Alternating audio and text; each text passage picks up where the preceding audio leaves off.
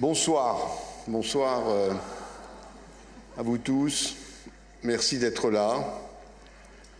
Je vais vous présenter la saison, bien évidemment, mais avant, je voudrais faire appel à une grande partie de l'équipe d'Antea qui va venir sur le plateau, si vous voulez bien venir.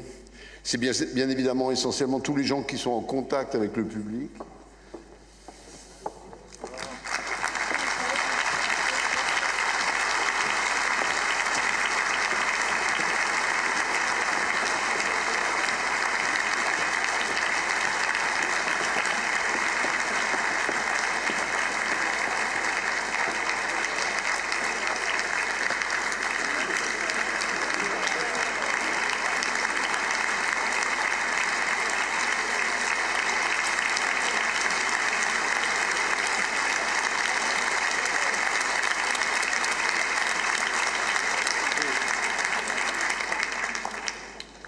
Il manque essentiellement la technique, puisque, si vous voulez, on a décidé un peu tardivement de vous présenter l'équipe. Donc, la technique qui fait un travail énorme ici est aussi, bien évidemment, en congé, parce que, justement, quand ils ont fait des centaines d'heures dans les derniers mois, je veux dire, ils sont pas forcément là tous les soirs. Merci à tous. On va bientôt commencer, donc je vais appeler peut-être allez, Vincent. Merci à vous. Et je voudrais remercier Lula d'être là, parce qu'elle est actuellement en congé maternité, donc...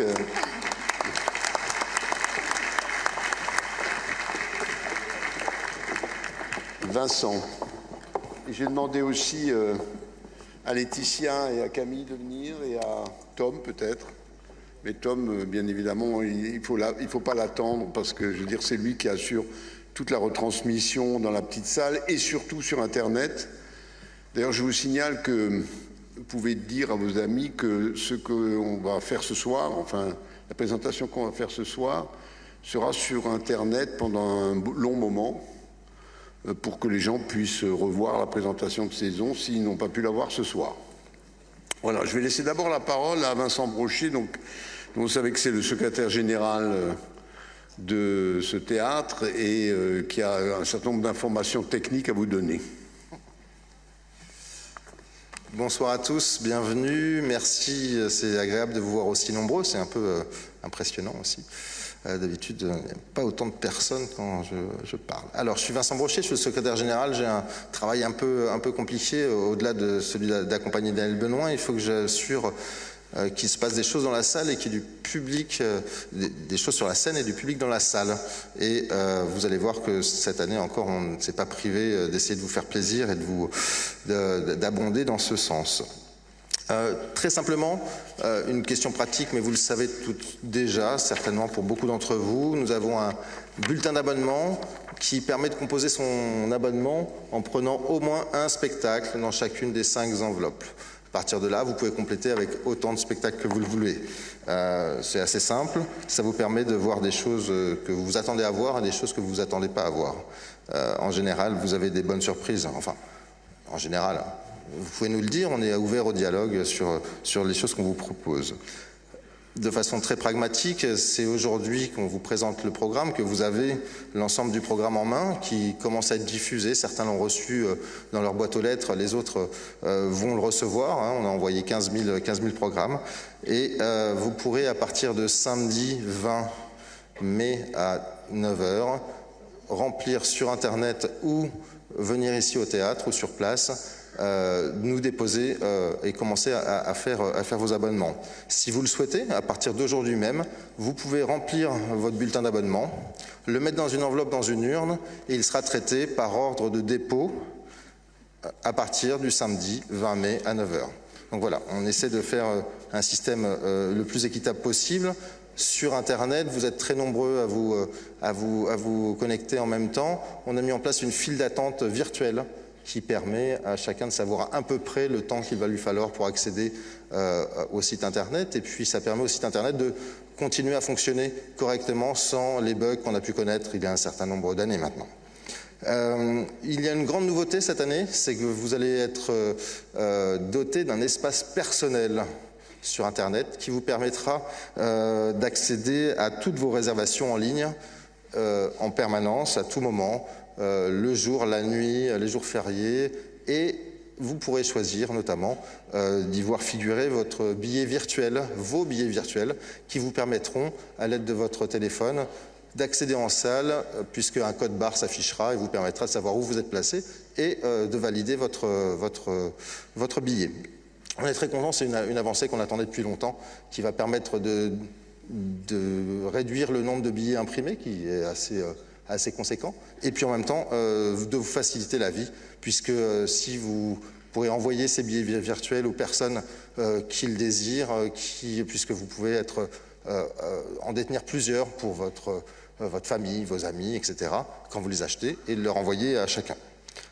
Vous avez également une autre possibilité, si vous aimez beaucoup le théâtre et si vous nous aimez un petit peu, enfin au final on finit par s'aimer beaucoup, c'est l'abonnement 100% Passion. L'abonnement 100% Passion, ça consiste à prendre les 74 spectacles de la saison. Il y en a 79, 5 qui sont hors les murs, donc ça on ne vous les impose pas. Il faut les choisir par ailleurs, Daniel vous expliquera tout à l'heure.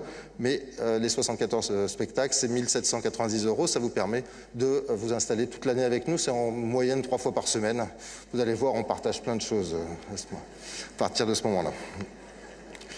Vous étiez 63 ou 64 à en profiter la saison dernière. Donc il y a quand même des aficionados confirmés. Ceci dit, vous avez une autre solution, c'est d'attendre l'ouverture de la billetterie à l'unité, si jamais vous ne souhaitez pas, si vous souhaitez prendre ce risque. Et alors là, c'est le samedi 9 septembre à 15 h sur place et sur Internet. Là, on ne peut pas vous garantir qu'il y a encore l'ensemble de vos choix qui soient disponibles. On choisit délibérément de privilégier les fidèles qui s'engagent à long terme à nos côtés dans cette aventure qui est en terre. Voilà, j'ai essayé de faire court. Évidemment, nous serons à votre disposition à l'issue de la présentation de saison pour vous aider à remplir, à ne pas oublier les meilleurs spectacles, à faire votre sélection au 5e étage.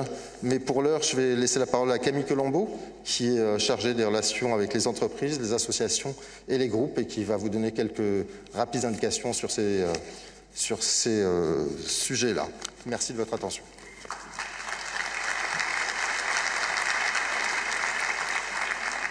Merci Vincent. Je vais appeler Camille Colombo, qui est chargée des associations, des groupes d'amis et de tout ce qui est réunion de gens non scolaires.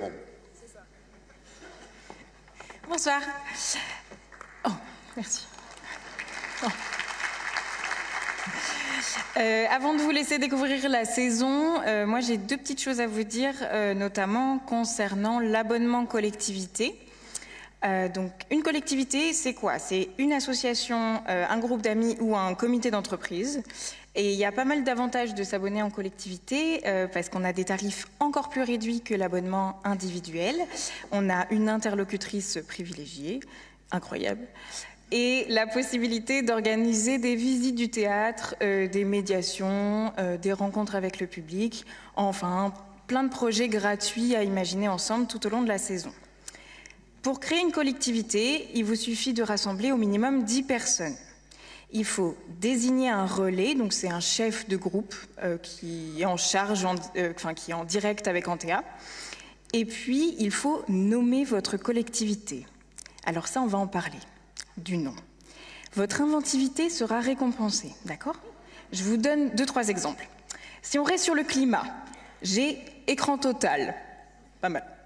Si on est un peu plus festif, j'ai team apéro ou un verre à l'entracte, ok? Et je vous préviens, tous les noms avec des jeux de mots entre Antea et théâtre sont déjà pris. J'ai Anté-B, Antea, Anté-B, et j'ai Anté-Ami, d'accord? Attention, je porte aucun jugement sur les groupes existants, c'est juste pour les nouveaux. Si vous souhaitez créer un groupe, donc, je vous invite à me contacter. Mon adresse email s'affiche ici et je serai là après la présentation pour qu'on puisse discuter ensemble. J'ai une deuxième info, c'est notre dispositif audio qui s'appelle Listen Everywhere. qui existe depuis un petit moment pour les personnes qui sont malentendantes. Donc c'est une application qui est téléchargeable sur votre smartphone et qui est disponible en salle Jacques-Audiberti, donc ici uniquement. Il permet d'écouter les représentations grâce à des écouteurs et il est également utilisable par les personnes qui sont appareillées, bien entendu. Un flyer est dispo à la billetterie et sachez que toutes nos équipes sont formées. Si vous avez besoin un soir en salle et que vous avez du mal, n'hésitez pas à demander. Pour plus d'infos, rendez-vous en billetterie sur notre site internet. Je vais passer maintenant la parole à Daniel ou à Laetitia directement. Non, Daniel veut dire un mot. Et je vous souhaite une bonne soirée et surtout une belle saison.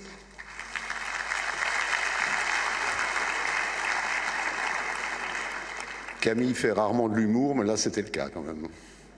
C'est bien.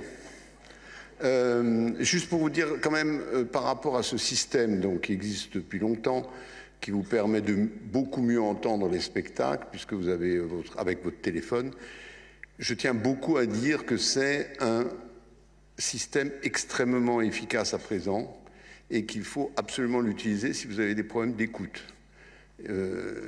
C'est quand même bête que dans toute la salle on peut avoir ce système alors que, je veux dire, on ne l'utilise pas assez. Donc utilisez-le plus. Voilà. Je donne la parole maintenant à Laetitia. Bonsoir. Merci. Alors, ce soir, je suis là pour vous donner quelques informations. On va commencer par le jeune public, car Antea a l'habitude, depuis des années, de favoriser la venue des familles et de leurs enfants à Antea, notamment en soirée. Pour cela, on a mis en place un système de spectacle dit « Avoir en famille ». On en a sélectionné 23 cette année, parmi les 74 spectacles programmés. Effectivement, sur lesquels vous allez pouvoir traîner vos enfants, non évidemment, amener vos enfants pour découvrir tout le spectacle vivant. Vous allez pouvoir retrouver la liste de ces 23 spectacles à la page 84 de votre brochure que normalement vous devez tous avoir en main désormais. N'hésitez pas, sur cette page il y a également des conseils sur les âges qui sont adaptés selon les spectacles. N'hésitez pas à vous y fier ou à venir nous demander des conseils directement à la billetterie. Alors pour ajouter ces accompagnants abonnés qui ont forcément en dessous de 18 ans, lors de vos abonnements, il suffit sur Internet, lorsque vous sélectionnez le spectacle, par exemple le Tadam, vous allez vouloir amener vos 2 petits-enfants, et bien vous allez, au moment de la sélection de votre spectacle, ajouter ce qu'on appelle donc des accompagnants abonnés. Ils ne seront pas abonnés à tous les spectacles, mais ils viendront seulement sur les spectacles sélectionnés. Sur le bulletin papier que vous avez là aussi entre les mains, c'est sur la dernière colonne, vous avez tous les spectacles grisés sont ceux qui ne sont pas accessibles officiellement à ces jeunes. Tous ceux qui ne sont pas grisés sont accessibles. Il suffit de notifier le nombre d'accompagnants que vous voulez amener sur l'un ou l'autre des spectacles. Donc n'hésitez pas, ensuite, nous n'aurons plus qu'à accueillir ces jeunes et à leur faire découvrir le spectacle vivant. Alors maintenant, on va passer aux adultes, puisque lorsqu'on n'a pas de spectacle en Antea, on n'aime pas rester inactif, comme vous le savez, et donc on propose un atelier qui est réservé aux adultes abonnés.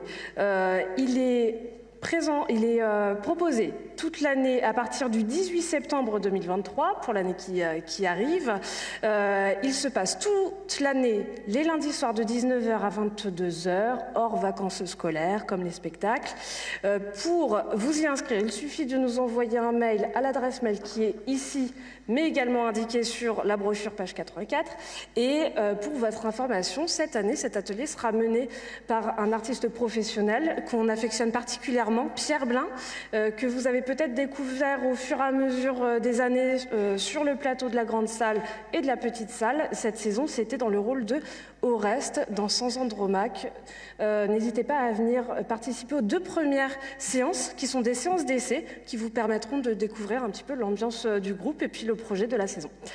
Pour ma part, j'ai fini. Je vous laisse découvrir la saison qu'on vous a concoctée. J'espère qu'elle vous plaira. Très bonne soirée à tous.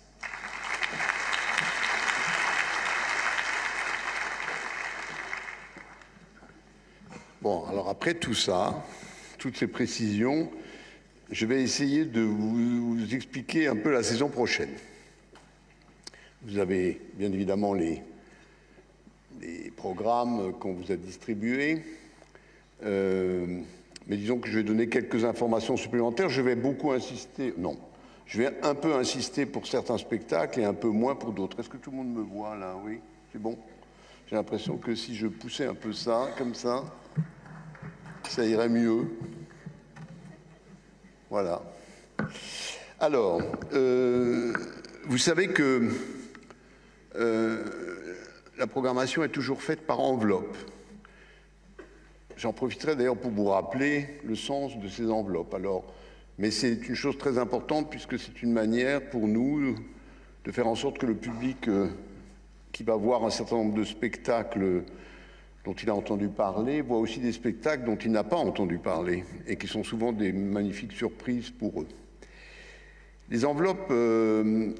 L'enveloppe 1, par principe, c'est le travail que fait le directeur, artiste, pour une raison très simple, c'est que si vous voulez, j'ai vu des théâtres dans lesquels il y avait des directeurs qui restaient 10 ans, qui faisaient des mises en scène, ou qui jouaient, et comme le public n'était pas obligé d'aller voir, ils n'allaient pas forcément voir. Moi, je tiens beaucoup à ce que le public voit les spectacles, ou un spectacle par an sur les 74, que je fais, pour une raison simple, c'est que si ça plaît au public, ben, je suis très content. Et si ça ne plaît pas au public, il a la possibilité de dire « ça ne nous plaît pas du tout ». Et on n'est pas tout d'accord pour continuer à avoir ce directeur, en gros. Et si vous voulez, c'est une chose importante. C'est-à-dire que c'est vraiment, pour moi, qui suis directeur et metteur en scène et même acteur par moment, c'est très important de ressentir ce que le public ressent face au fait que c'est moi qui dirige ce théâtre. Donc, l'année dernière, il y avait 3 spectacles que j'avais faits. Là, il n'y en a qu'un.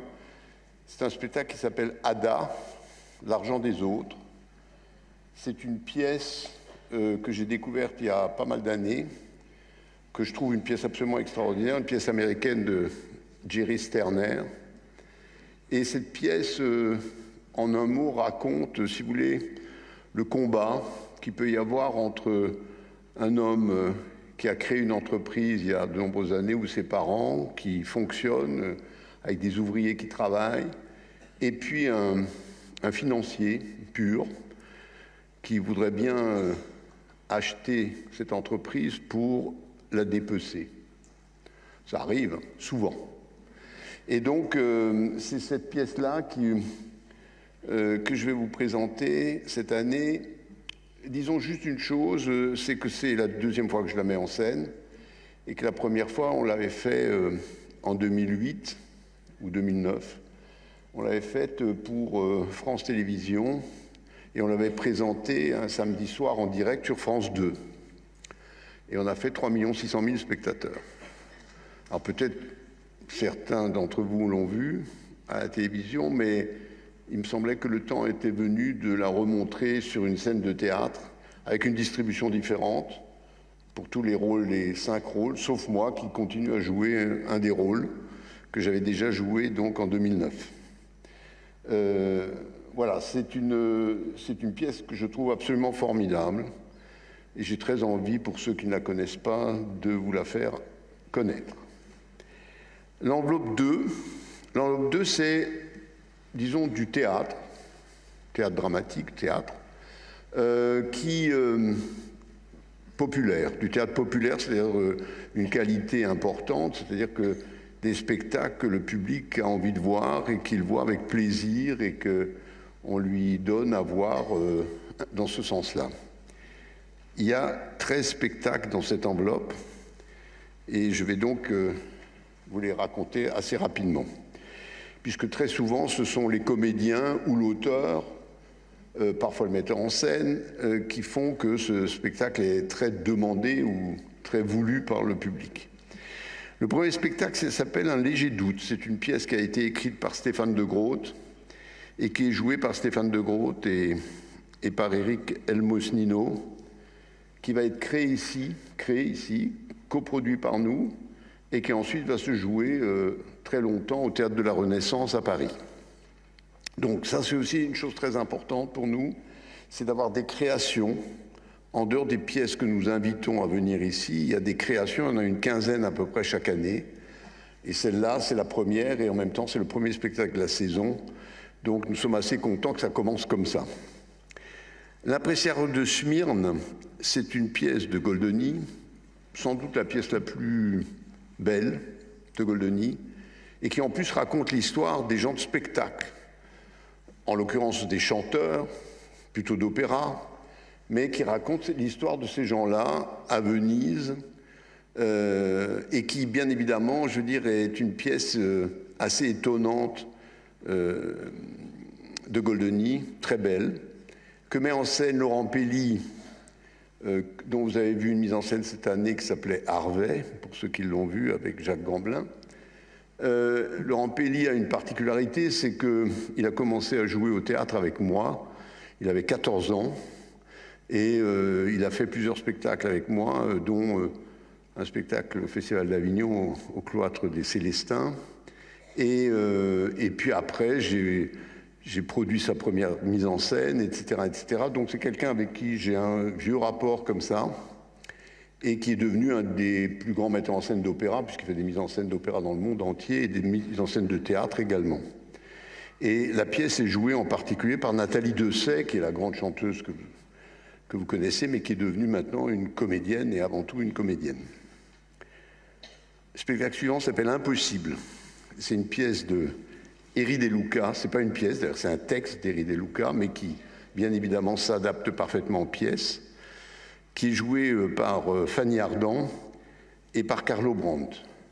C'est un livre tout à fait remarquable d'Eri De Luca, qui est sans doute aujourd'hui l'auteur italien vivant le plus important, napolitain en plus, et qui a écrit ce texte qui est sorti en France il y a pas très longtemps et qui est le dernier texte en fait d'Eri De Luca qui a été traduit en français. Et Fanny Ardant, bien évidemment, vous l'avez déjà vu bien évidemment au cinéma, et puis elle revient ici après avoir déjà passé quelque temps à Antibes, à Antea. Le consentement, c'est un texte de Vanessa Springora. C'est ce fameux texte, si vous voulez, sur l'histoire de Gabriel Matzneff. Vous savez les accusations qui ont été portées contre Gabriel Matzneff, de pédophilie en particulier. Et je veux dire, ce texte de cet auteur est formidable pour raconter cette histoire. Et en fait, c'est Ludivine Sagnier, la comédienne de cinéma que vous connaissez tous, qui va jouer et interpréter ce rôle dans la petite salle, donc avec une proximité très forte au public. Puis nous aurons la Comédie Française, qui va venir avec le Tartuffe.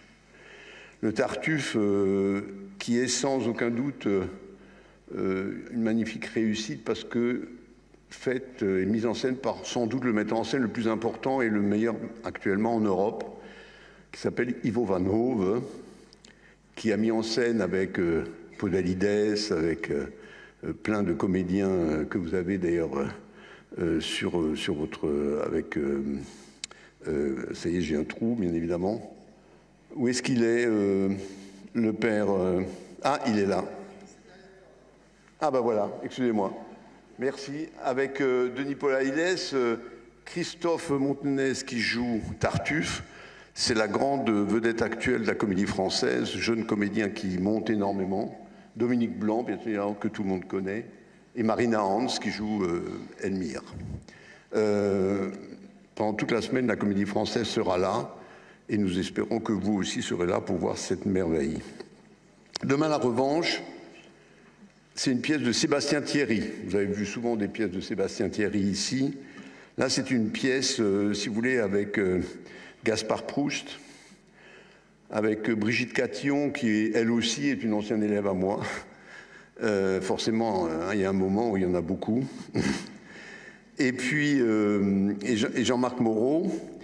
C'est une pièce assez étonnante et que Gaspard Proust, pour la première fois, joue tout seul, enfin joue justement au contraire plus tout seul, mais dans une pièce, et que nous sommes très contents de vous le présenter. Le jour du kiwi, c'est une pièce qui réunit les deux Junio, Gérard et Arthur, qui s'est jouée jusqu'à à peu près 15 jours à Paris, au théâtre Édouard VII. et qui est magnifique histoire que je ne vous raconterai pas parce qu'elle est à la fois drôle, étonnante et surprenante. Ensuite, il y a Hop. Hop, alors c'est la rencontre, enfin, vous savez, Jacques Gamblin, que vous voyez là à gauche, Jacques Gamblin est quelqu'un qui aime beaucoup trouver des choses nouvelles, se confronter à des pratiques qu'il n'avait pas quand il était comédien, ou qu'il est toujours comédien, bien sûr.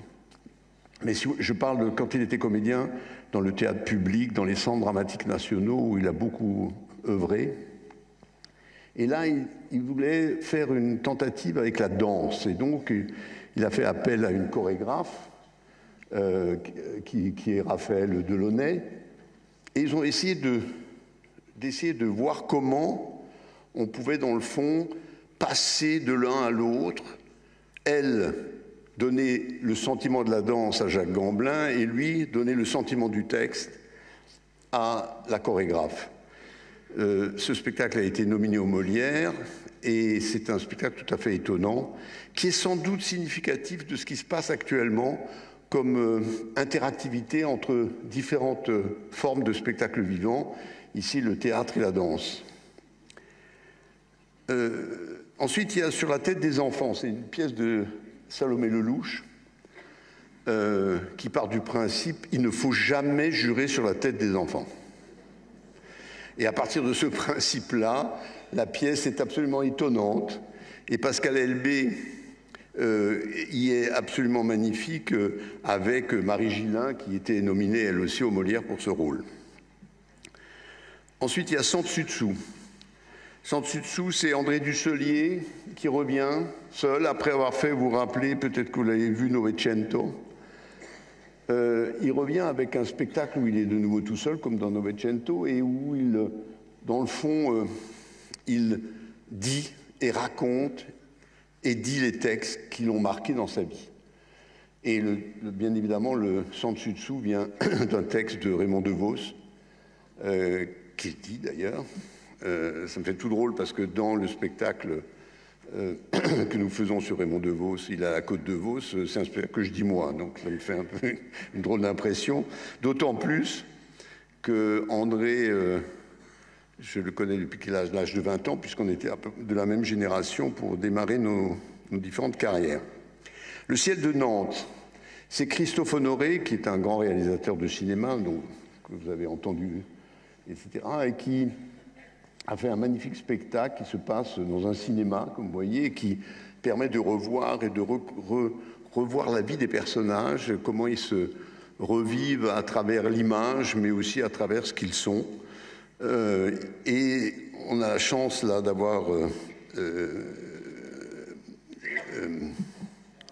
Chiara Mastroianni. C'est bien qu'il soit là. Tu veux pas te rapprocher un peu, non? Chiara Mastroianni, qui demain soir va ouvrir le festival de Cannes et qu'on sera très heureux d'accueillir ici. Ensuite, il y a Lorsque l'enfant paraît, André Roussin. L'enfant paraît, c'est le spectacle qui a eu le plus grand succès cette saison à Paris. Il a été fait par Michel Faux et Catherine Fro, et il a commencé en septembre, il se finit en juin. Ça a été un énorme succès qui rend bien compte de ce qu'est André Roussin, qui est à la fois un auteur, si vous voulez, qui est un peu, dont on ne sait pas très bien où le placer, parce qu'il est à la fois un auteur de grand talent et de grande pensée, et en même temps quelqu'un qui a été récupéré souvent par le théâtre de boulevard. Et donc il y a quelque chose là que Michel Faux a bien senti, et il essaie de continuer à donner cette force drôle de la pièce d'André Roussin, tout en donnant tous les éléments qui en font un grand auteur. Enfin, le journal d'Antibes, hein, c'est Édouard Baird. Je vous explique pourquoi ça s'appelle le journal d'Antibes. Édouard Baird vient de faire à Paris un spectacle où toutes les semaines ou tous les 15 jours, il allait voir des gens dans des lieux, des amateurs, chanteurs, danseurs, musiciens, etc. Et avec ces gens-là, il faisait un spectacle qu'il présentait dans un très grand théâtre à Paris, qui est la Porte Saint-Martin. Et il faisait avec ces gens-là un spectacle, comme il a l'habitude de le faire, c'est-à-dire en étant quand même au centre du spectacle, mais en donnant, bien évidemment, toutes les possibilités aux gens qu'il a sélectionnés de travailler et de montrer leur talent. Et donc, Édouard va faire ça dans quelques villes en France, pas beaucoup, parce qu'il a d'autres choses à faire, bien évidemment, mais aussi parce que c'est compliqué. Et donc, je l'ai appelé assez longuement au téléphone pour lui dire qu'il fallait qu'il vienne ici, à Antibes. Il m'a dit « Ah, c'est une grande ville ». Je dis bah, « Paris, c'est encore beaucoup plus grand ». Oui, mais j'y étais pendant plusieurs mois. Oui, tu étais pendant plusieurs mois, mais quand même, Antibes, tu pourrais venir une semaine, puisqu'il est obligé, si vous voulez, de voir les gens avec qui il va travailler pour ensuite les mettre sur scène. Donc ça veut dire qu'il y a une journée entière où les gens qui auront été sélectionnés ou qui auront été visités par nous, on lui présentera ces gens-là, lui il va choisir les gens avec qui il va travailler, et puis ensuite il les met sur scène et il joue avec eux le lendemain. Il fait ça deux fois, c'est-à-dire un jour, une préparation, une représentation, une autre préparation, puisque le groupe sera différent, et une autre représentation.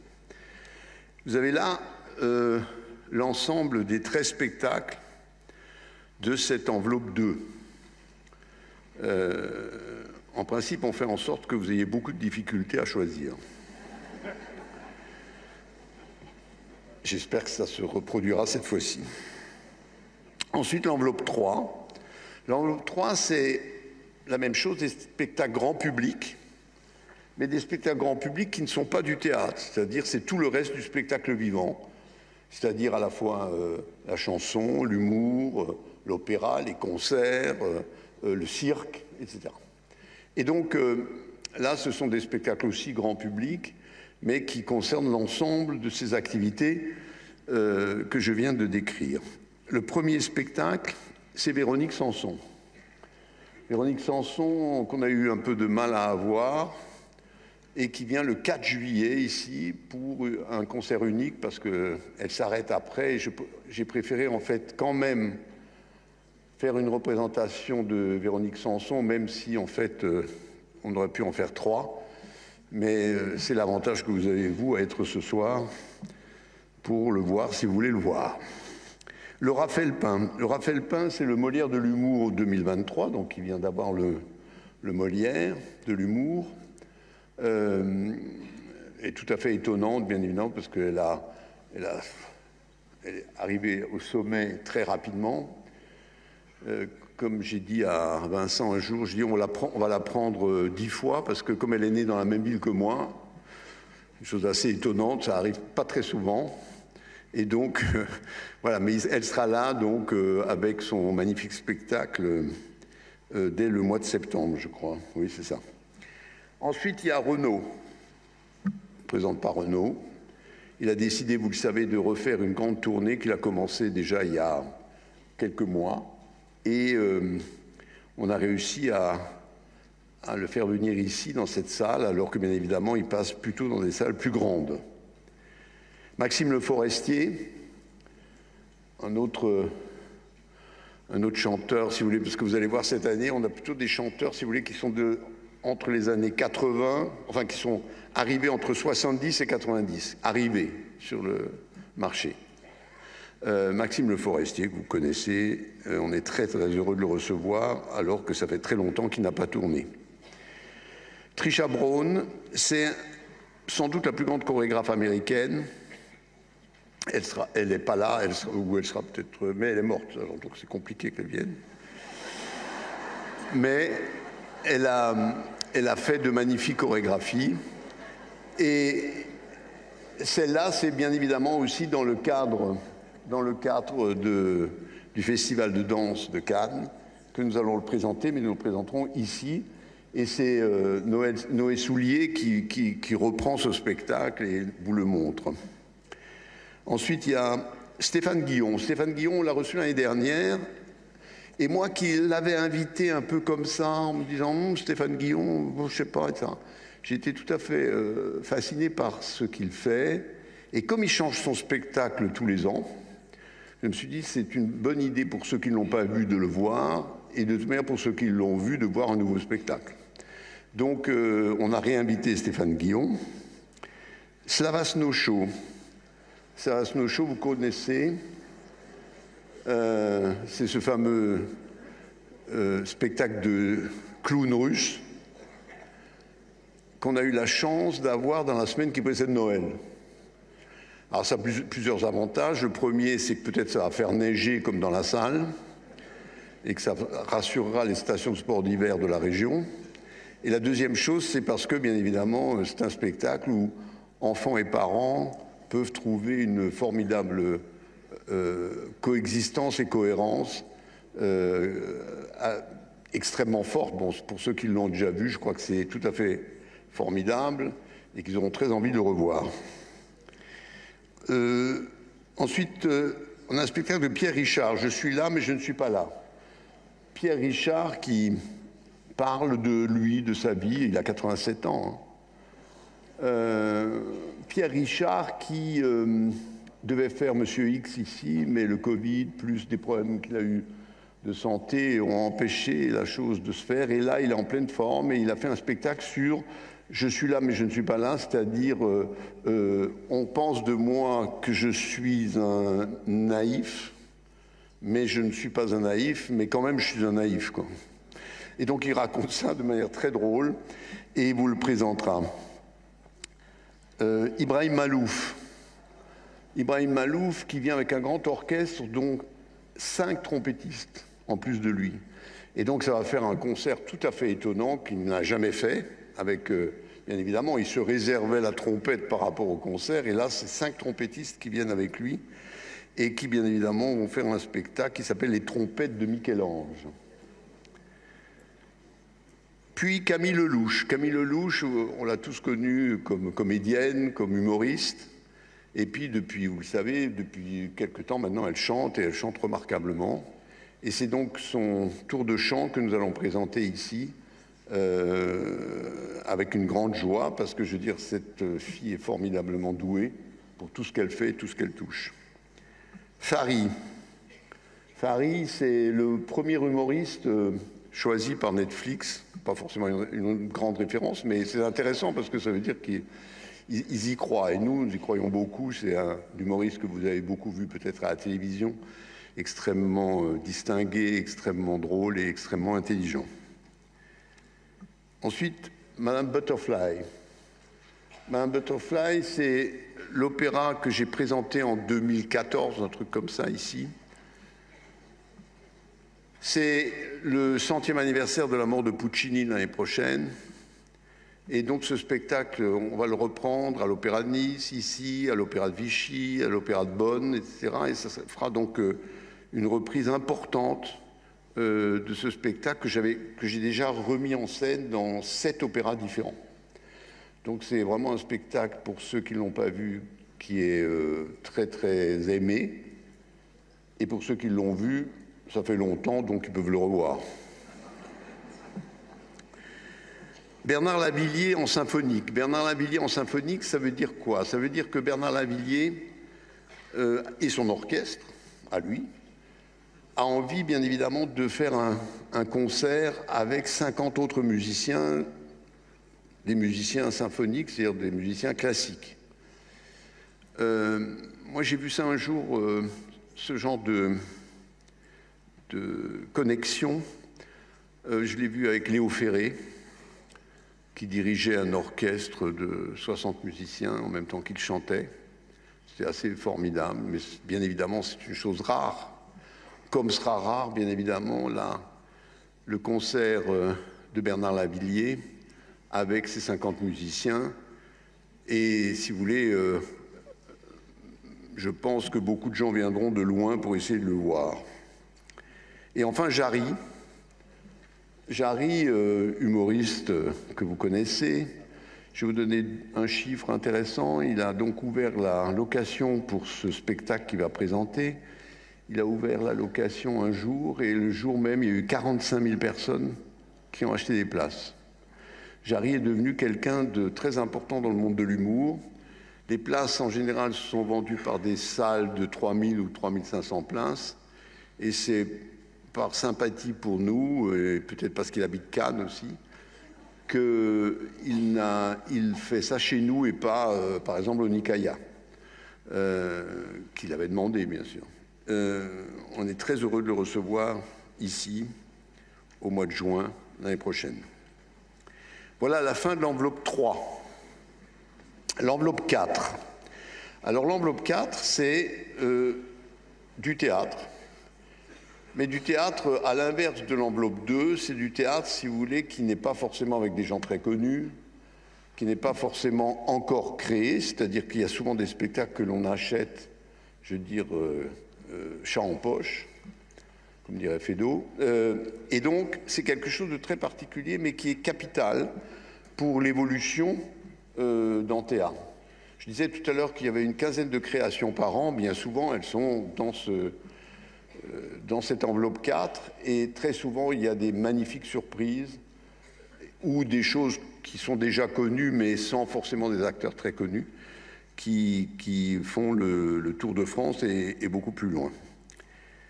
Alors, je vais commencer avec Phèdre. Phèdre de Sénèque. Alors, Sénèque, la pièce de Sénèque a servi à Racine, bien évidemment. C'est la pièce qui a été la référence de Racine lorsqu'il a écrit Phèdre. Et là, c'est Jo Lavaudan qui a pris la pièce de Sénèque. Vous savez que Sénèque est né en Espagne, ce qui s'appelait Cartagena à ce moment-là, qui était sous domination romaine.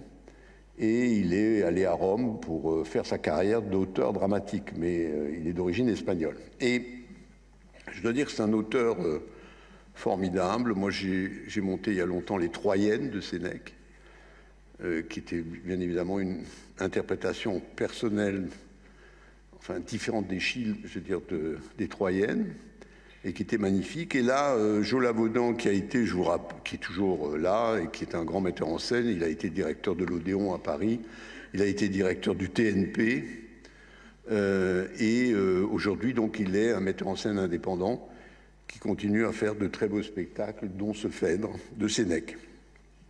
Madi, ce sont des auteurs de la région, c'est-à-dire, comme on a eu cette année Pierre Tréhardy qui avait fait cette pièce avec Sarah Giraudot. Là aussi, ce sont des auteurs de la région, et j'ai demandé à Paul Charreras de monter ce spectacle qui est joué par Andrea Ferréol et Pierre Santini. Andrea Ferréol, que vous connaissez pour ceux qui étaient vivants en 1974 et qui ne sont pas nés après. Mais Andrea Ferréol est une formidable comédienne qui joue rarement. Pierre aussi, Santini, avec qui moi j'ai beaucoup travaillé parce que c'est un comédien extraordinaire. Et donc ils viendront présenter cette pièce nouvelle ici à Antea. Tout le monde savait de Valérie Bacot, c'est le Molière du seul en scène, et c'est Civitestu. Civitestu qui raconte le livre de Valérie Bacot, qui est l'histoire d'une femme qui tue son mari. L'histoire d'une femme qui tue son mari, c'est-à-dire qui est tellement maltraitée par son mari que finalement elle finira par le tuer et qu'elle sera graciée. C'est un très beau texte, Molière du seul en scène, cette année. Et bien évidemment, Sylvie Testu, qui a beaucoup travaillé ici déjà, et beaucoup travaillé avec nous, et qu'on aime beaucoup. Arrête avec tes mensonges, c'est un roman de Philippe Besson. Philippe Besson, qui est un des auteurs français les plus connus aujourd'hui dans le monde et vivant. Et il est interprété, mis en scène par Éric Massé. Et Éric Massé, lui aussi, et excusez-moi, et Angélique Cléran. Ce sont deux anciens élèves à moi également, qui travaillent depuis longtemps ensemble, qui font toutes les mises en scène ensemble et qui maintenant sont les directeurs du Théâtre du Point du Jour à Lyon. Philippe Besson viendra ici et c'est une occasion bien évidemment de rencontrer un grand auteur français d'aujourd'hui. Un président ne devrait pas dire ça. Alors ça c'est le texte, si vous voulez, des deux journalistes du Monde qui ont interviewé pendant plus de 70 heures François Hollande. Et ils en ont fait un bouquin qui s'appelle, effectivement, un président ne devrait pas dire ça. C'est un peu vrai. Et c'est une pièce absolument formidable parce que, bien évidemment, la mise en abîme de tout ça est tout à fait étonnante, puisque je dirais, il n'y a personne qui ressemblera à François Hollande, mais on saura quand même que c'est François Hollande qui a dit tout ça et que c'est très, très, très intéressant. Discussion avec DS, Raphaël Rousseau. Alors, c'est une histoire un peu particulière, puisque au mois de janvier là, de cette année, je tournais un film comme comédien à Lyon, et je rencontre Raphaël Rousseau, qui tournait aussi dans le même film, et qui me raconte le spectacle qu'elle a fait sur Delphine Seyrig. Et Delphine Seyrig, c'est pour moi quelque chose, c'est un grand souvenir, c'est une femme tout à fait étonnante, avec la voix la plus incroyable de tout le théâtre et cinéma français, et qui malheureusement a disparu elle aussi. Et Raphaël Rousseau a fait un spectacle sur elle, comme ça. Moi, je me rappelais, enfin, ça, j'ai pas vécu, par contre, mais Delphine Seyrig a commencé sa carrière de comédienne avec Jean-Louis Trintignant à la Comédie de Saint-Étienne, si vous voulez, que j'ai dirigé pendant un certain temps. Et c'est tout à fait étonnant parce que ces gens-là étaient des acteurs de théâtre avant tout, et de théâtre de la décentralisation et de théâtre public. Et progressivement, ils sont allés vers le cinéma assez rapidement pour Jean-Louis Trintignant, un peu plus tardivement pour Delphine Seyrig, avec des résultats que vous connaissez. Ensuite, Richard II. Richard II, c'est Shakespeare, bien sûr. C'est Christophe Roch qui l'a mis en scène au Festival d'Avignon l'année dernière. Ça a été un grand succès, en particulier à cause de l'interprétation de Michel Lescaut, qui joue ce rôle magnifique de Richard II. Et c'est très étrange parce que voilà une pièce qui, jusqu'en 1970, était quasi maudite, quoi. C'est-à-dire que c'est une pièce de Shakespeare qu'on ne jouait pas. Parce qu'elle portait pas chance, enfin c'était compliqué, quoi. C'est un peu comme Macbeth. Et Patrice Chéreau décide de la monter et de jouer le rôle de Richard II, et ça devient un énorme succès, et qui se confirme, parce qu'on le montre quand même pas très souvent, avec la mise en scène de Christophe Roch et l'interprétation magnifique de Michel Lescaut. C'est un des grands succès du Festival d'Avignon l'année dernière. Gus.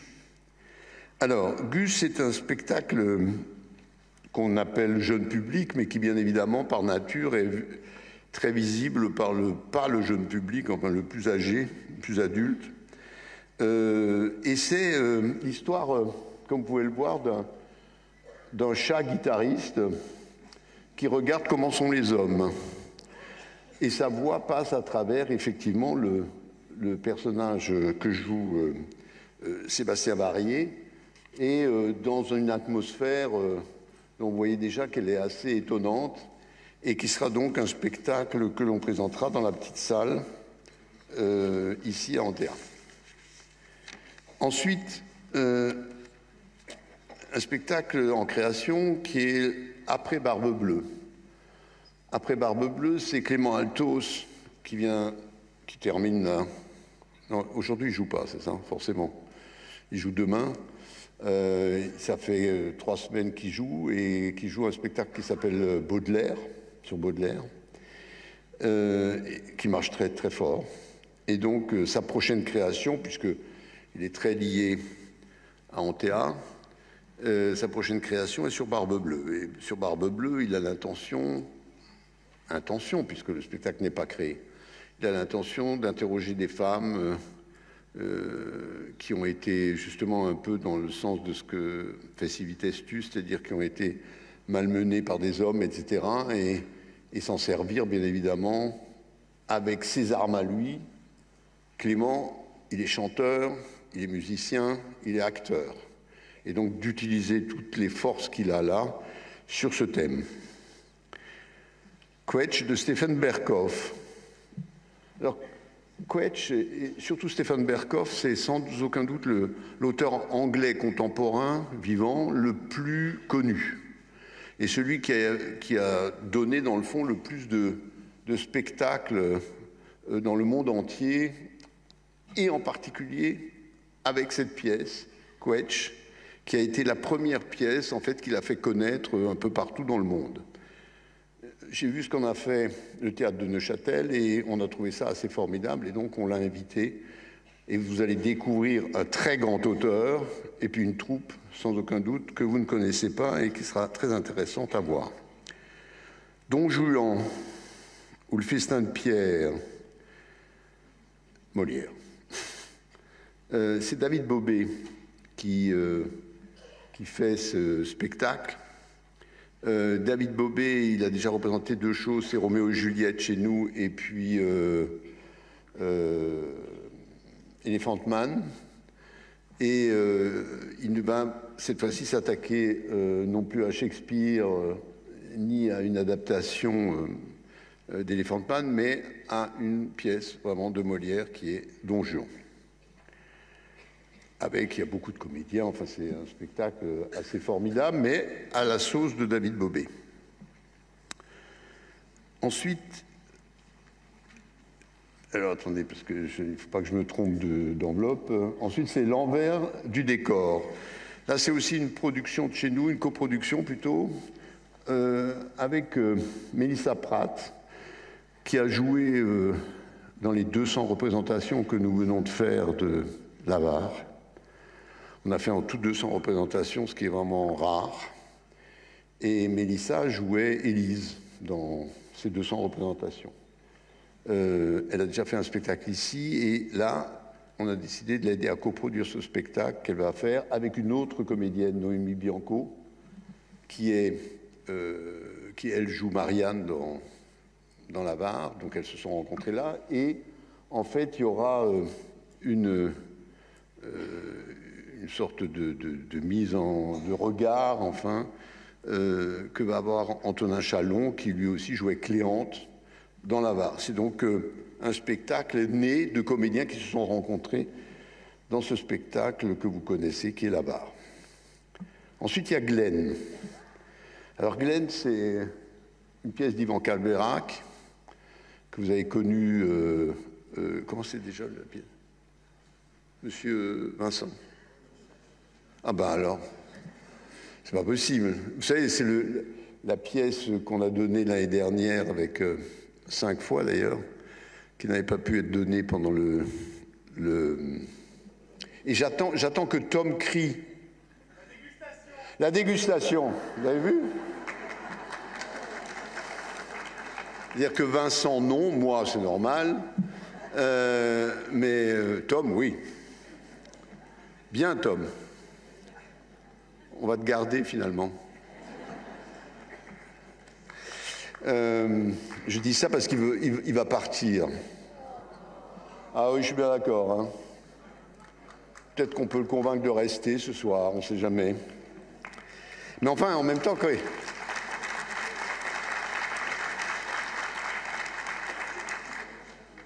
Comme je dis souvent, si vous voulez, une de mes plus grandes joies en démarrant ma direction à Antibes, dans un théâtre qui n'existait pas avant, ça a été de créer une équipe qu'on choisissait, que je choisissais, même si Vincent en a choisi, bien évidemment, mais enfin, des gens qu'on choisissait, qui n'étaient pas là avant nous, quoi. Et donc, du coup, c'est quelque chose de très différent des deux autres théâtres, grands théâtres que j'ai dirigés, parce que ça permet effectivement de voir les gens avancer, d'autant plus que la plupart des gens qui travaillaient avec nous ici, au départ, n'avaient jamais travaillé dans un théâtre. Et donc c'était un truc formidable. Tom avait travaillé un peu dans un théâtre, forcément, puisque c'était le Théâtre National de Nice, et que je l'avais repéré à ce moment-là. Et puis, voilà, il est devenu un cadre, j'espère qu'il ne sera pas indispensable quand il ne sera plus là, mais qu'on aime bien. Oui, donc Glen. Glen a eu 2 Molières, là, pour ces 2 comédiens-là. C'est un spectacle sur Glenn Gould, le grand pianiste, et sur la jeunesse, en fait, de Glenn Gould, et comment ses parents, en fait, l'ont amené à devenir un des pianistes les plus géniaux qu'il n'y ait jamais eu comme musicien. Et donc, ce spectacle vient de recevoir 2 Molières. d'interprétation et on est très heureux de le recevoir. C'est assez étrange hein, parce que ce spectacle, il a commencé tout petit dans une petite salle de 60 personnes, 60 spectateurs, et puis il est devenu quelque chose que, comme il y a des phénomènes de temps en temps, tout à fait extraordinaires. Rien à côté de Oublie-moi. Oublie-moi, alors là c'est encore plus étonnant puisqu'il y a 4 Molières cette année, mais pas n'importe lesquels. Meilleur spectacle, meilleure mise en scène, meilleure comédienne, meilleur comédien. Difficile de faire mieux. Alors ça me fait très plaisir parce que Marie-Julie Beaupe est une amie depuis longtemps et que comme je n'avais pas eu le temps d'aller voir son spectacle, vous allez le voir en même temps que moi. C'est pas mal. Je vous promets que je serai là. Ensuite, Kiki. Alors Kiki, c'est Guillaume Geoffroy. Guillaume Geoffroy qui a beaucoup travaillé avec le groupe de La Machine, avec Félicien Chauveau, et qui avait fait avec lui Dracula et Gargantua. Et maintenant, il vole de ses propres ailes, si je puis dire, parce que vu la taille qu'il a, ça va être compliqué. Mais il fait un spectacle qui est, si vous voulez, comme beaucoup de spectacles dans cette programmation, qui est à cheval entre les enfants et les adultes. Et c'est sa première grande création personnelle et on est content de le recevoir. Ensuite, il y a Le meilleur des mondes. Alors ça, c'est le collectif 8, c'est-à-dire la troupe associée à Antea. Là aussi, des anciens élèves à moi, comme ça, et qui est sans doute pour moi à peu près les gens qui ont le mieux compris dans toute la France ce que c'est que le rapport actuel entre la vidéo et le théâtre. J'espère que vous avez déjà vu des spectacles d'eux, sinon allez-y, allez voir celui-là, puisque les autres, ils sont passés, le meilleur des mondes est à venir. À vous de le voir. Iphigénie de Thiago Rodriguez. Thiago Rodriguez a fait une adaptation de l'Iphigénie, bien évidemment, qui est à la fois une pièce de l'Antiquité, mais aussi une pièce du XVIIe siècle. Thiago Rodriguez est le nouveau directeur du Festival d'Avignon. Et là, c'est Anne Théron, dont on a déjà vu un spectacle ici aussi, qui a fait la mise en scène l'été dernier dans le cadre du Festival d'Avignon, là aussi avec grand succès. Tadam, ça c'est encore un spectacle a priori jeune public, mais sur un thème, si vous voulez, qui est absolument universel. C'est l'histoire effectivement d'une petite fille qui s'appelle Louison, qui aime beaucoup son père, qui fait des numéros. Et puis un jour, il rate un numéro important, et c'est donc toute la question entre le père et la fille qui vont se poser, et dans le rapport comme ça entre parents et enfants qui prennent une force tout à fait étonnante. C'est un très beau spectacle et on espère qu'il y aura à la fois du jeune public et du public pas jeune. Pas le même âge, quoi.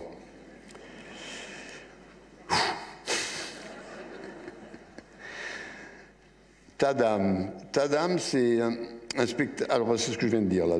Ensuite, il y a deux frères. Une pièce d'un auteur italien vivant qui est Paravidino, qui est une très belle pièce et un très bel auteur qui raconte une histoire entre trois personnages, entre deux frères et une femme qui vient au milieu de tout ça, mais pas du tout de manière boulevardière, mais de manière forte, mais quand même drôle. Carnet de la dernière pluie, c'est Jean-Michel Ribes. Jean-Michel Ribes qui n'est pas à l'extérieur comme metteur en scène ou comme auteur, mais comme acteur. Il nous a tout de même montré pendant 20 ans qu'il savait être un acteur dès qu'il s'agissait de parler en public. Et donc, Jean-Michel qui a quitté la direction du Théâtre du Rond-Point à Paris, a pris les textes les plus importants qu'il a fait, soit pour le cinéma, soit pour le théâtre, avec Marie-Christine Horry, que vous avez vu dans Un prince l'année dernière, si vous avez vu la pièce. Il fait un spectacle sur ses textes à lui et sur pourquoi il les aime, pourquoi il les a écrits, etc. Et c'est tout à fait réjouissant.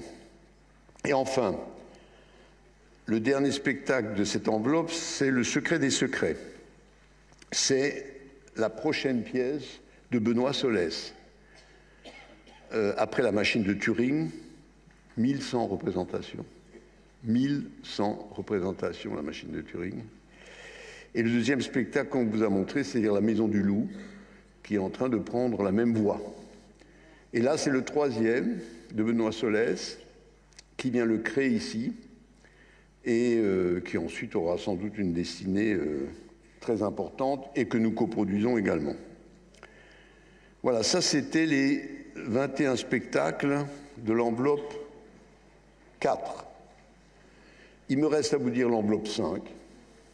L'enveloppe 5, ce sont les spectacles vivants non théâtraux, c'est-à-dire tout le reste, mais qui ne sont pas forcément des spectacles grand public, je veux dire des spectacles dont on connaît déjà les tenants et les aboutissants, mais avec des surprises magnifiques et surtout parfois des spectacles d'une très grande force et d'une très grande beauté, comme le premier dont je vais vous parler, qui est Double Murder. Alors regardons 2 minutes un peu de vidéo, puisqu'on ne l'a pas vraiment fait jusqu'à présent. Est-ce que tu peux donner un tout petit peu ?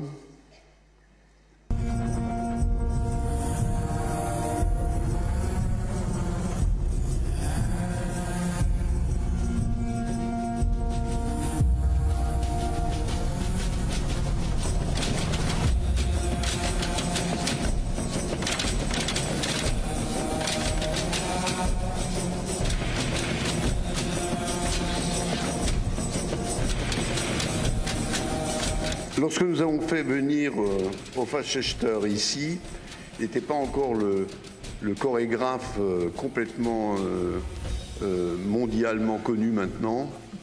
Il est israélien d'origine et maintenant il travaille dans le monde entier. Et ça, c'est son dernier spectacle qu'on a eu beaucoup de mal à avoir et que heureusement qu'on l'avait connu avant qu'il devienne cette célébrité.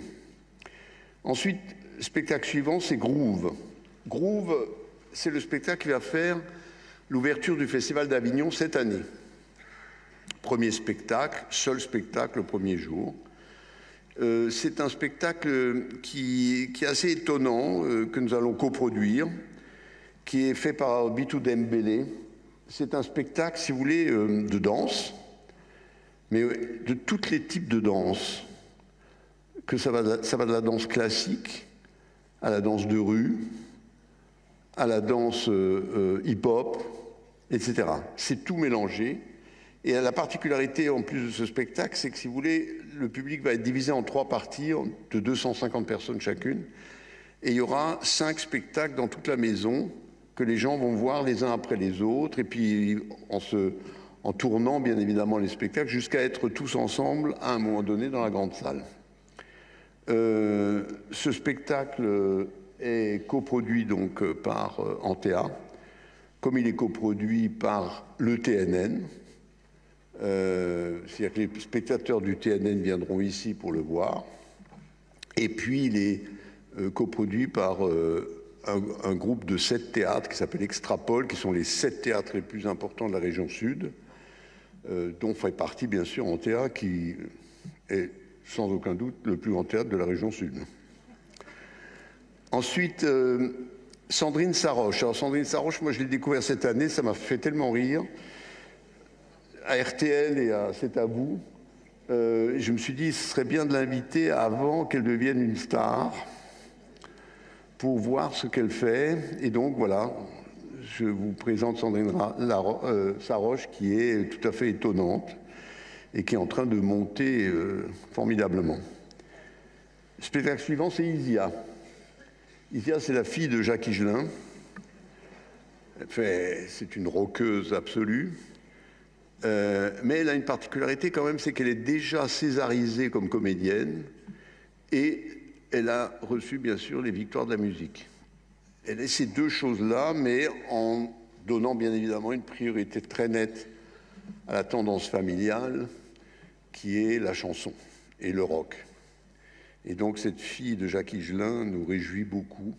Pour ceux qui ne l'ont pas vu, je vous le conseille très nettement.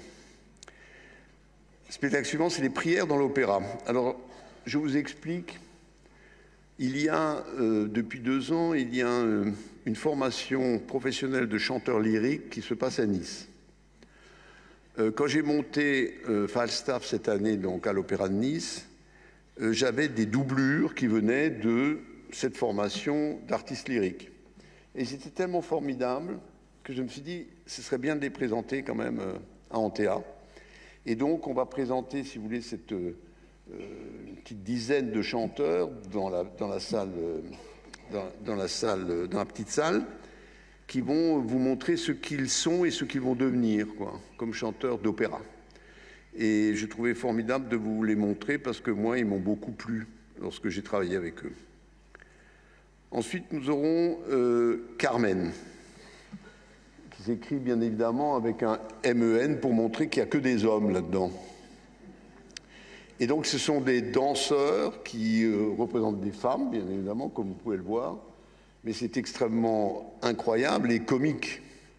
Et c'est sur la musique de Carmen de Bizet qu'ils vont interpréter ce show, en fait, fait de danse et de drôlerie. Ensuite, vous aurez Mummenschanz. Alors, Mummenschanz, je vais vous montrer d'abord la vidéo.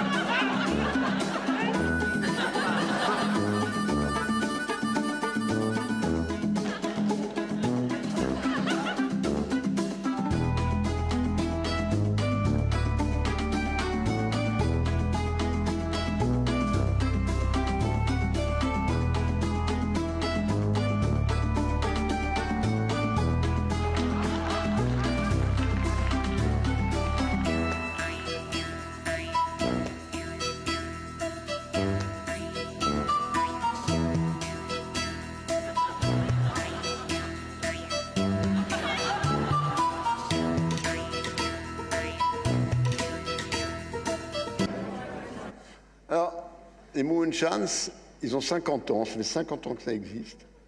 Ils sont absolument uniques. Et j'étais très surpris de voir qu'ils tournaient pour leur 50e année. Parce que moi, je les ai fait venir à Saint-Étienne quand j'étais à Saint-Étienne, à Nice quand j'étais à Nice.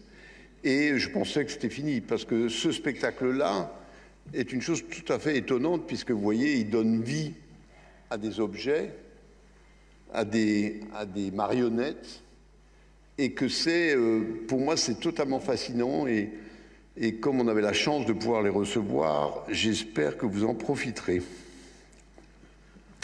Hansel und Gretel, c'est le conte de Grimm, et c'est un opéra normalement de Humperdinck, qui a été fait il y a 3 siècles à peu près. Et là, Dominique Pitoiset, qui est le directeur de l'opéra de Dijon et metteur en scène bien connu, je veux dire, Dominique Pitoiset a fait avec une chanteuse qui est Nadia Fabrizio et un dessinateur qui est Lorenzo Mattotti, il paraît que je l'ai oublié tout à l'heure, cet après-midi, il a fait une sorte de réduction de cet opéra et de cette histoire de Hansel und Gretel pour des musiciens, quelques musiciens, une chanteuse et un dessinateur qui dessine en même temps que se déroule le spectacle. Et ça donne bien évidemment une sorte de cabaret opératique tout à fait passionnant et très intéressant aujourd'hui au moment où, si vous voulez, la notion de cabaret prend une importance de plus en plus grande dans ces spectacles vivants qui ne savent pas ou qui ne veulent pas se définir exactement. J'en reparlerai. Ensuite, on aura un concert du Nouvel An à l'invitation de la ville d'Antibes, concert du Nouvel An avec l'orchestre de Cannes, et qui sera un concert, un concert du Nouvel An consacré aux comédies musicales. Entre ciel et mer, c'est le Cirque Éloise. Le Cirque Éloise, vous l'avez déjà vu, c'est un cirque canadien très connu maintenant et qui fait des spectacles tout à fait formidables de cirque que nous avons présentés déjà une ou deux fois ici et qui revient du Canada pour nous présenter leur nouveau spectacle. On en est très très heureux qu'ils soient là. Ensuite, voilà, cabaret, le cabaret New Burlesque. Là aussi, on les a déjà reçus. Retour à Antea, si vous voulez, je ne sais plus quand on les a eus, mais enfin c'était il y a un moment. Ce sont ces espèces d'effeuilleuses dont Mathieu Amalric a fait un film, un long métrage en les suivant qui s'appelle Tournée et qu'on avait reçu il y a peut-être 8 ans et qui est un spectacle tout à fait étonnant, burlesque bien évidemment, mais qui travaille sur cette notion de cabaret où il y a à la fois de la chanson, de la danse, du striptease en l'occurrence pour eux, et qui définit, si vous voulez, des genres nouveaux comme ça, et celui-là en est un.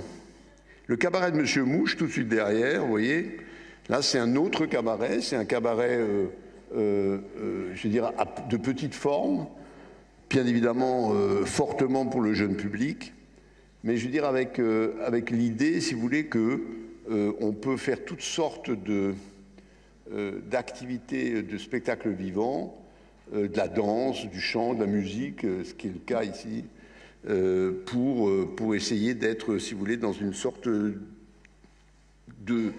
liberté de création.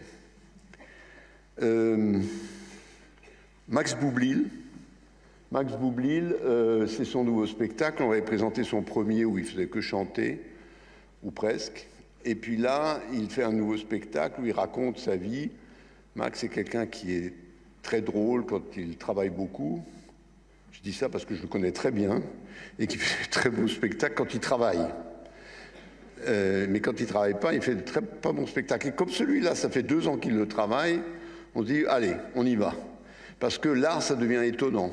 Quand il sait qu'il faut beaucoup travailler pour savoir comment faire rire les gens. Et il a compris ça dans ce spectacle qui s'appelle Maximilien. Ensuite, il y a un spectacle qui s'appelle Hôtel Bellevue. Alors là, c'est un spectacle de danse et de vidéo. On va regarder peut-être quelques images.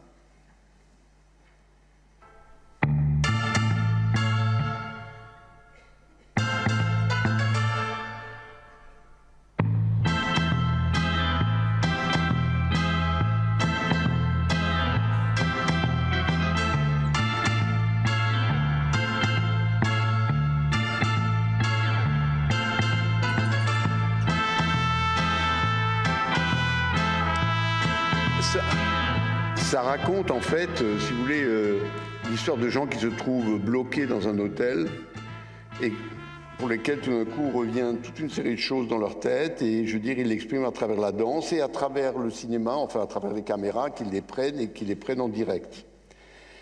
Très beau spectacle aussi recommandé. Ils sont tous recommandés, mais enfin bon. Ensuite, il y a Le bruit des loups. Alors ça, c'est un spectacle qui a été présenté l'année dernière au TNN. Incroyable. Enfin, non, pas incroyable qu'il soit présenté au TNN, mais incroyable qu'on ne l'ait pas pris avant.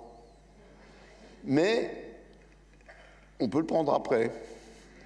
Et on le prend après parce que c'est un spectacle absolument formidable, fait, si vous voulez, par une sorte de magicien du théâtre ou au contraire un théâtreux qui fait de la magie.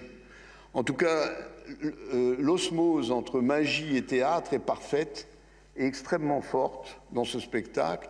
Et c'est pour ça qu'on l'a pris tout de suite après que le TNN l'ait choisi l'année dernière. L'Idéal Club. L'Idéal Club, là aussi c'est très compliqué. C'est des musiciens et des acteurs de rue qui pendant très longtemps ont fait ce spectacle qui s'appelle l'Idéal Club. Ils l'ont fait, si vous voulez, dans les rues. Et ils ne voulaient pas le faire à l'intérieur. Et puis finalement, ils ont décidé d'accepter de le faire à l'intérieur. Et ça nous remplit de joie parce que c'est une sorte de Monty Python français. Et c'est extrêmement drôle, extrêmement joyeux, extrêmement vivant. Alors ensuite, il y a un spectacle qui s'appelait Symphoniou et qui est un spectacle, vous savez, entre l'orchestre de Cannes et le conservatoire d'Antibes. C'est-à-dire qu'il y a les meilleurs éléments du conservatoire qui travaillent avec les professionnels de l'orchestre de Cannes et avec d'autres gens qui sont invités, des professionnels aussi, et ça fait un ensemble que nous accueillons depuis le début de l'existence de ce Symphoniou. Pénélope. Pénélope, c'est Jean-Claude Galota. Je suis en train de regarder. Oui, est-ce qu'on peut regarder quelques images, peut-être? Non? C'est pas prévu? Tom? Ah bon, c'est pas prévu. Très bien. Moi, j'avais. Bon. Alors, vous racontez que Jean-Claude Galota, c'est sans doute un des plus grands chorégraphes français. Il fait longtemps qu'il est là. Je veux dire, il a fait des spectacles magnifiques, dont un, il y a une dizaine, quinzaine d'années, qui s'appelait Ulysse et qui a fait le monde entier. Et il renouvelle ce spectacle Ulysse en faisant, bien évidemment, l'autre côté, c'est-à-dire Pénélope, et qui est un spectacle tout à fait magnifique, qui va nous présenter ici, et peut-être que ça nous donnera envie de revoir à ce moment-là Ulysse. Dans ce marathon, c'est Eugénie Andrin. Eugénie Andrin, elle avait fait un spectacle il n'y a pas longtemps, enfin elle en a fait souvent ici, mais le dernier qu'elle a fait s'appelait Breeze, Breeze, Breeze. Et ça m'avait beaucoup plu puisqu'il y avait une sorte de mélange entre les danseurs professionnels et une soixantaine de danseurs amateurs. Je crois que c'était une très belle réussite et je trouvais que c'était une expérience intéressante et dans le fond, une inscription comme ça dans l'avenir de la danse qui me semblait tout à fait important. Et là, elle a pris l'idée de « on achève bien les chevaux », vous savez, ces marathons de danse qu'il y avait au début des années 30, 29-30, et qui était une manière pour les gens de manger, puisqu'ils pouvaient gagner grâce à ce marathon de danse, ceux qui restaient les derniers pouvaient gagner de quoi manger, à un moment où la crise était épouvantable. Et donc c'est sur ce thème-là que Eugénie va faire son spectacle et que nous allons le coproduire. Ensuite, il y a Zazie dans le métro, d'après Raymond Queneau, bien sûr. C'est une comédie musicale qu'a fait Zabou Breitman, que nous coproduisons aussi. Moi, ce qui me plaît là-dedans, c'est qu'il y a 60% de chansons dans le spectacle. Et comme les chansons sont faites par Reinhard Wagner, que vous voyez là, qui a fait la musique, et les chansons, c'est Zabou qui est très... Enfin, le texte, c'est Zabou qui est très doué pour ça. Et ça va être, je crois, absolument étonnant, parce que d'abord, Zazie dans le métro, c'est quand même un texte remarquable, et que le transformer en comédie musicale, avec les personnages de tout ça, c'est une chose que j'attends. Elle n'est pas créée pour l'instant. Donc on attend, mais je fais une parfaite confiance et à Zabou et à Reinhardt pour faire un spectacle formidable. Christophe Allébec va revenir parce qu'il fait une revue de presse, comme vous le savez, et que par nature, la revue de presse change tous les jours. Et donc, il revient comme presque chaque année pour faire sa revue de presse, qui est toujours extrêmement vive et extrêmement bien conçue. Et enfin, il y aura Immersion. Immersion, comme depuis le début d'Antheas, ce sont les spectacles, si vous voulez, qui sont la rencontre entre l'art numérique et le spectacle vivant. Et on choisit, et c'est Vincent qui s'en occupe, on choisit toujours des spectacles, si vous voulez, qui sont, je veux dire, extrêmement en pointe de ce point de vue-là. Il y en a toujours 4 par an et on les choisissant au dernier moment parce que les pointes dans le numérique, ça change très rapidement. Voilà, qu'est-ce qu'il reste? Il reste en fait 4 spectacles qui sont des spectacles qui n'ont pas lieu ici. On a commencé l'année dernière à mettre des spectacles ailleurs que chez nous, qu'on introduit bien évidemment dans notre programmation, mais qui sont, je dirais, des bonus que les abonnés peuvent prendre, bien évidemment. Mais comme les places ne sont pas très nombreuses, ça c'est très réservé aux abonnés. Donc, qu'est-ce qu'il y a? Il y a le Festival des Nuits Carrées qui présente Stéphane Escher en particulier, le 24 juin de cette année.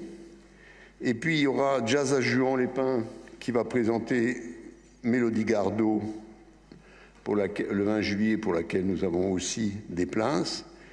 2 spectacles au Nicaïa qui sont Louise Attaque et Maxime Gasteuil, donc là aussi qui sont pour vous. Et puis le Grand Ballet de Genève, dont je vais vous montrer quelques images. On a les images de ça? Oui ou non? Non. Bon, non. Dommage. Et c'est un spectacle assez magnifique qui se fait sur des plans inclinés et où les danseurs sont sans arrêt en déséquilibre sur plan incliné. D'ailleurs, vous voyez là un peu quand même. C'est dommage parce qu'il y a des images. Mais enfin bon, c'est pas grave. Voilà, ça c'est la programmation de la saison prochaine. Je voulais juste vous dire encore 2 choses. En fin de saison, là, nous avons d'une part, alors, une création très importante qui s'appelle l'Harmonie des genres. On va créer le prochain spectacle de Noémie Delattre, dont vous avez vu Féministe pour hommes, pour ceux qui l'ont vu. Et donc Noémie Delattre nous a beaucoup séduit dans ce travail, et donc elle va créer son nouveau spectacle avant de le présenter au Festival d'Avignon, et ensuite de le présenter à Paris. Mais c'est nous, chez nous, que ça se passera. Et puis il y aura Room with a View qu'on a déjà dans la programmation, mais on a rajouté une représentation parce que c'est vraiment formidable et on a déjà 700 personnes qui ont pris le spectacle, alors que c'est rare, si vous voulez, en dehors de l'abonnement, que cela se passe. Et je vous rappelle aussi qu'il y a Sophia Aram qui vient, et puis il y aura 3 représentations de Il a la Côte de Vos, le 8, 9 et 10 juin, avec Gérard Jugnot, avec Patrick Chenet, avec Christophe Alévèque, avec etc. Enfin bon, comme vous avez pu le voir sans doute peut-être déjà en novembre, mais pour ceux qui ne l'ont pas vu, comme ce spectacle va se jouer à Paris à partir du 16 octobre, c'est mieux de le voir ici. Merci à vous, et nous sommes en haut.